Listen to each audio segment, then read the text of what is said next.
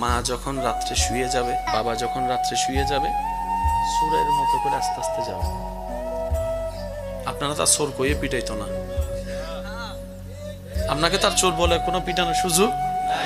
একটু মার চেহারার সামনে, বাবার চেহারার সামনে 1 মিনিট শুধু চেহারার দিকে তাকাবেন আর আল্লাহর দরবারে শুকরিয়া করবেন, আল্লাহ অনেকে তো মার চেহারা দেখার সুযোগ পাই না, পাচ্ছে না, মা ডাকার সুযোগ নাই, তুমি আমাকে দয়া করে এখনো মা ডাকার সুযোগ দিয়েছো।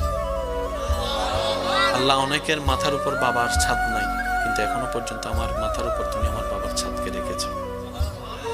এই মা এই বাবা আমার জন্য কত কষ্ট করেছে। জাস্ট 1 মিনিট আপনি এই ফিল নিয়ে চেহারার দিকে তাকান, হাসরের ময়দানে যাইয়া দেখবেন হয়তো অগণিত সওয়াবের ভান্ডার আল্লাহ আপনার আমলনামায় দান করে দিয়ে রেখেছেন। সুবহানাল্লাহ।